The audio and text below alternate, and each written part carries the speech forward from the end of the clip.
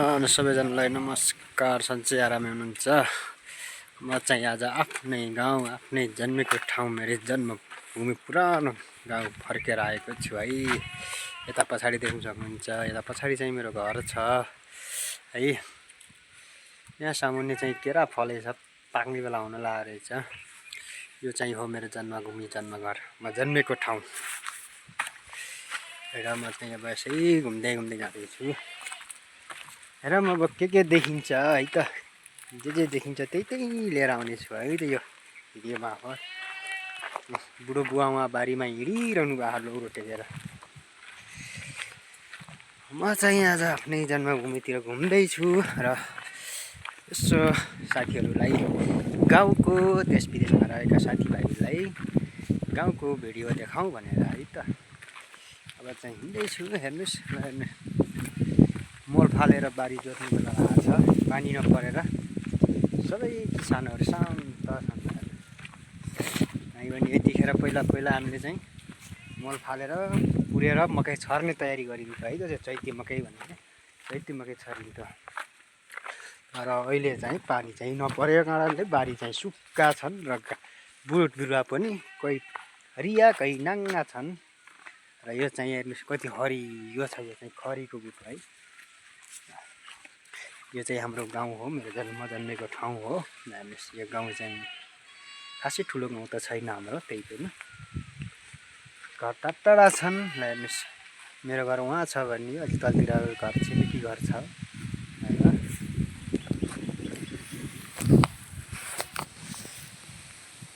र अब यतापट्टि चाहिँ पनि छ र म चाहिँ यता जाँदैछु। यहाँ चाहिँ बकुला रहेछ है, बिरामा बकुला हाले जस्तै। यहाँ चाहिँ बकुला रहेछ, यहाँ चाहिँ बकुला रहेछ, सिक्किना रहेछ। यो चाहिँ सिस्नो है, यो सिस्नो। स्कुल पढ्न जाँदाखेरि, पढ्न नजाँदा सरहरूले चाहिँ सिस्नोले चाहिँ हातामा पिट्नुहुन्थ्यो, अझै पनि याद छ है यो कुराहरू स्कुल पढ्दा चाहिँ। र यता चाहिँ खुर्सानी लगाउनु भएको रहेछ। र हेर्नुहोस् पानी नभएर होला खुर्सानी फुल्दैछ ल। हेर्नुहोस् यो चाहिँ खुर्सानी खेती, यो चाहिँ खुर्सानी खेती हो।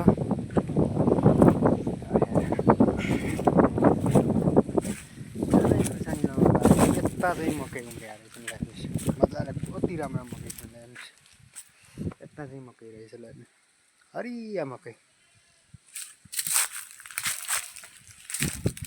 यता चाहिँ मकै रहेछन् हरिया।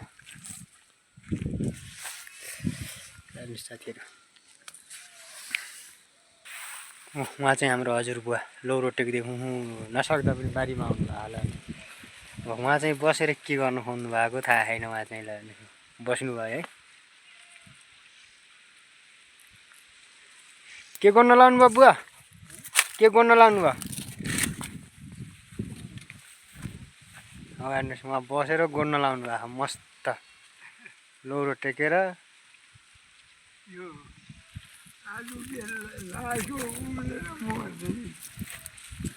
कहिले लगाउनु भएको रे त? पुरै डढेर लागेको छ आलु चाहिँ आलु लगाउनु भएको रहेछ। बुवाले चाहिँ आलु गोड्दै हुनुहुन्छ, डढेर लगाएर खनेर हेर्न लाउनु भएको। कत्रा फल्यो भनेर खन्दै हुनुहुन्छ उहाँहरू बुवाले चाहिँ, हाम्रो हजुरबुवाले चाहिँ है।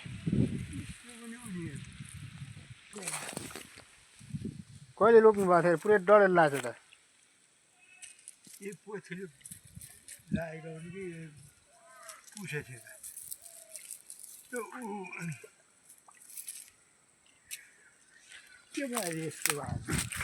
यता चाहिँ मकै छ ल। हेर्नुहोस् मकै सिमी रहेछ। मकै खन्ने भएको कि खनिसकेको बुवा? यो मकै खनेको कि खन्ने हो? अब खनेको होइन, उतापट्टि खनेको कौलाले खनेको। पानी छिट्ने भएछ।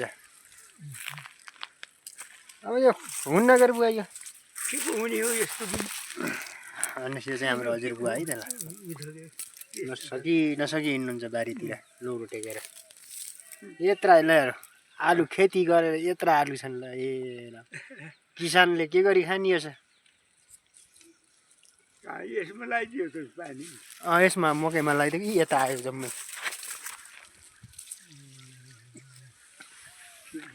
फेरि कहाँ छ यहाँ छैन त पुरी खोता राखेर यहाँ चाहिँ प्याज प्याज त ठुल्ठुला रहेछ नि त बुवा पानी धेरै रहेलाई के कस्तो राम्रो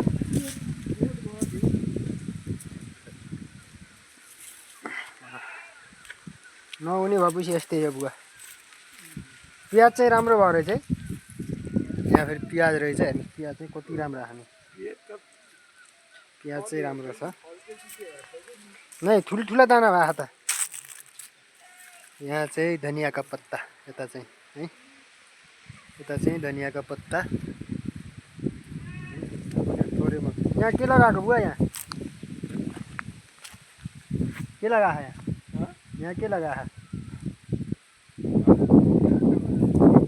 यहाँ रहेछ त पिचकारी है त म चाहिँ यहाँ कर लगाइदिन्छु है त मकैबारीमा यहाँ चाहिँ गाजर लगाउनु भएको रहेछ भर्खर हुँदै रहेछ गाजर पनि लगाउनु भएको रहेछ अच्छा सिस्नो रहेछ त्यसका बाजे सिस्नोले पनि पोलो अच्छा देखिन सिस्नो चाहिँ पोलो है सिस्नो रहेछ हजुरबा सिस्नो रहेछ यति नराम्रो पोलेन र अझै भएको छैन बुवा नै अझै भएको छैन कोही ठुल्ठुला हाल्दैछ गाजरले अझै चर्क पानी हालिदिनु नि हुन्छ भनेपछि बुवा कसरी हिँड्नुहुन्छ सकी हिँड्नुहुन्छ हालो त बुवा पानी छिट्ने रहेछ त यहाँ चाहिँ मैले पानी लगाएँ यता पानी नभएर मकै र सेबीलाई चाहिँ पानी लगाएँ साथीहरू मसँग यता झन् फुल्न लाखा बुवा खुर्सानी पनि फुल्न लाखा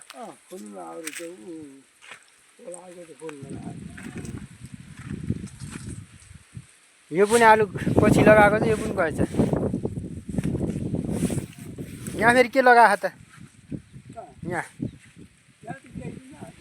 खनै त हेर्नु साथीहरू यति घरो लास्टमा केही हुँदैन आलु सालु केही छैन यति दुःख गरेर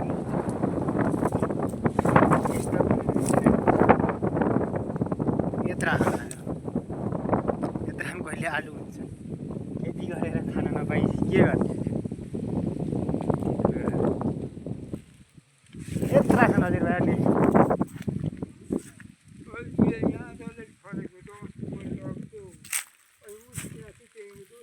यहीँको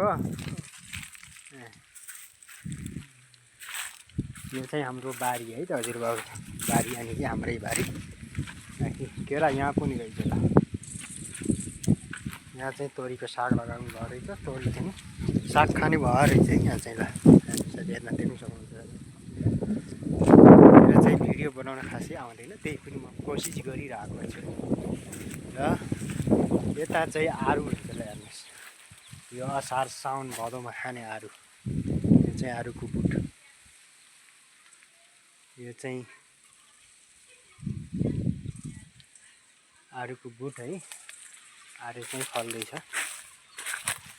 र यता जाँदैछु ल हेर्नुहोस् साथीहरू यो हो म जन्मेको ठाउँ यस्तो छ डाँडा काँडा कोही हरियाली कोही कस्तो छ म चाहिँ यता जाँदैछु घुम्दैछु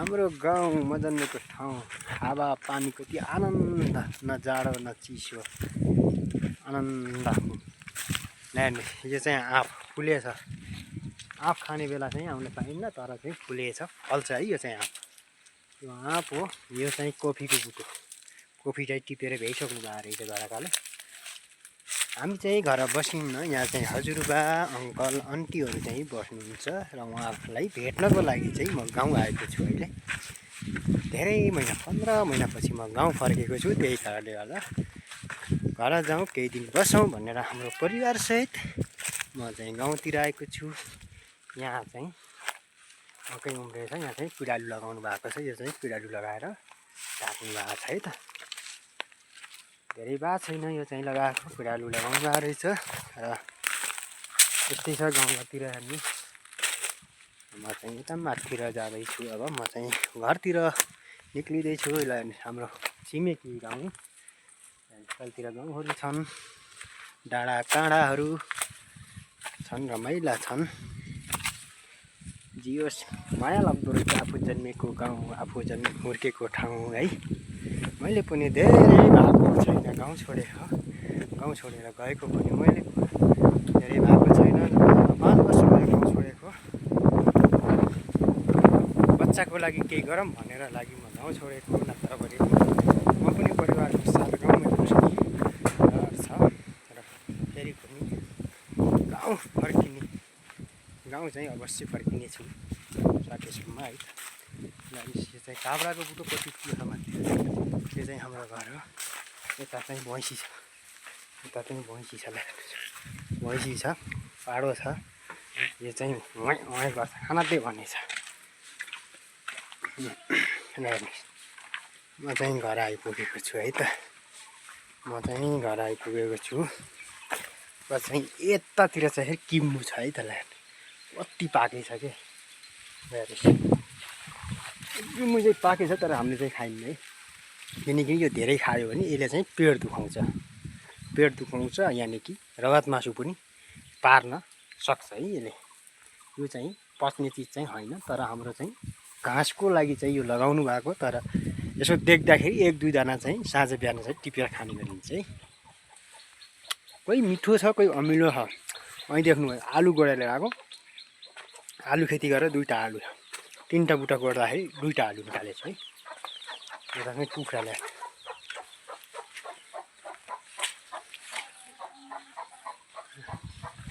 हाम्रो म्याडम यो चाहिँ घर यताबाट घर जाँदैछु म्याडमजी यो चाहिँ घरभित्रको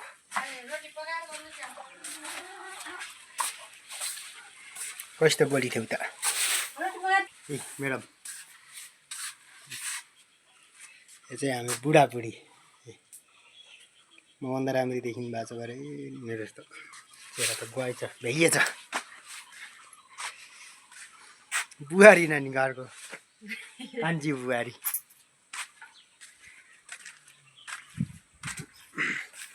बुवा गर्दै कता जानुभयो थाहा छैन ल त हजुरहरू आजको भिडियो यहीँ अन्त्य गर्न चाहन्छु हाम्रो म्याडममा हाँस्नु मुसु हाँस्नु भएको छ मलाई हेरेर हजुरहरूलाई कस्तो लाग्छ जस्तो लाग्छ त्यस्तै सुझाव दिनु होला भन्दै बाई बाई भन्न चाहन्छु है त सबैजनालाई